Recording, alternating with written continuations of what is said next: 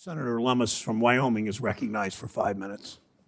Thank you, Chairman, and I want to thank you, Dr. Marlowe, for meeting with me in my office the other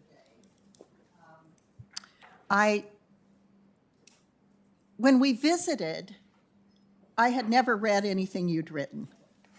I have since read some of the things you've written, and it seems to me there's a big disconnect between the person I met in my office and your writings.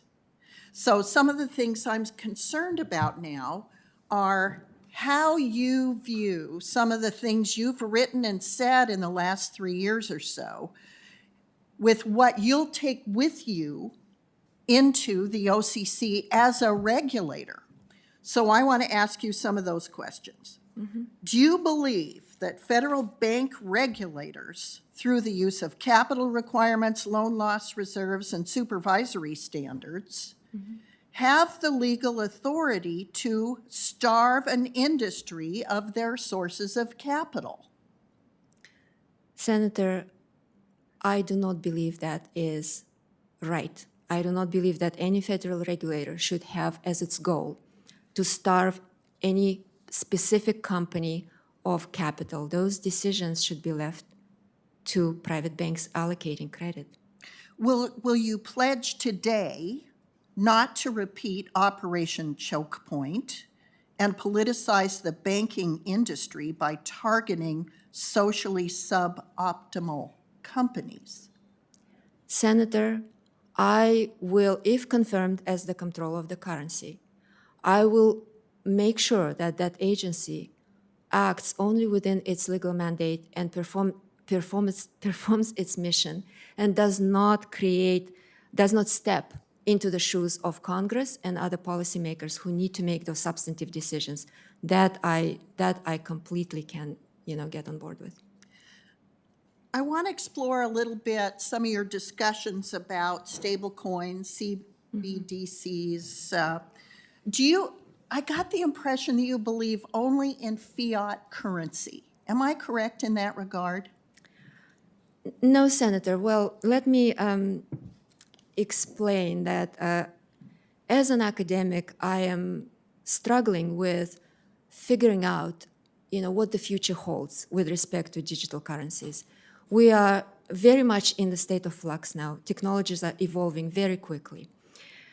My concern, and I have expressed those concerns, is that despite all of the obvious benefits of private digital assets or digital currencies with respect to efficiencies, inclusion, and all these other benefits, we may end up in a situation where, for example, a large company, like a big tech company, might control all of the infrastructure through which the money that every American family, every American business uses in their daily lives moves.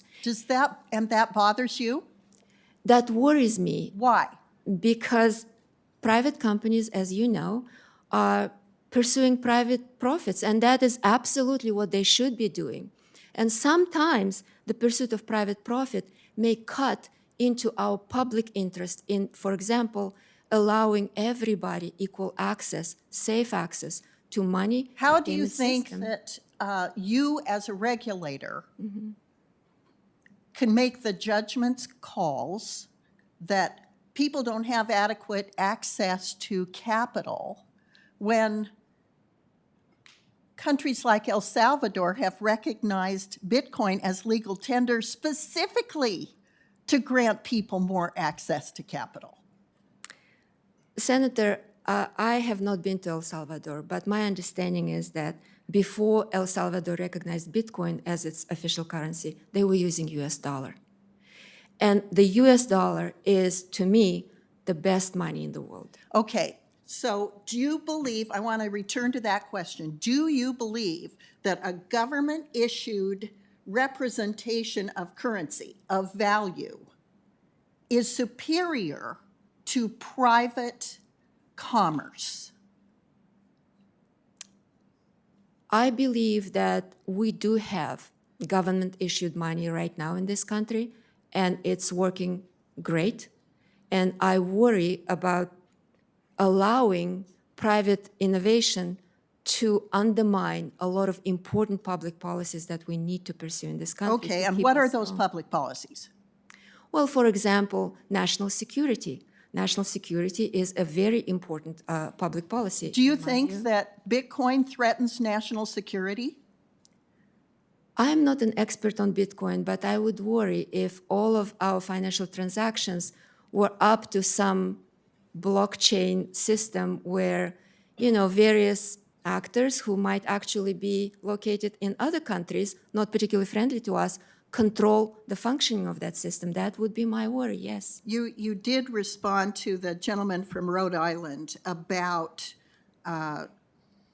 concerns about stablecoins and that could reduce the Federal Reserve's ability to execute monetary policy. Monetary policy is carried out in the capital markets, not by the Federal Reserve. Money creation takes place today in the form of commercial bank money from lending. So a stablecoin that's issued by a bank would also be a commercial bank money backed 100% by reserves. So I'm struggling with your view about digital assets. Mr. Chairman, thank you. Thank I you, yield Senator back. Lummis.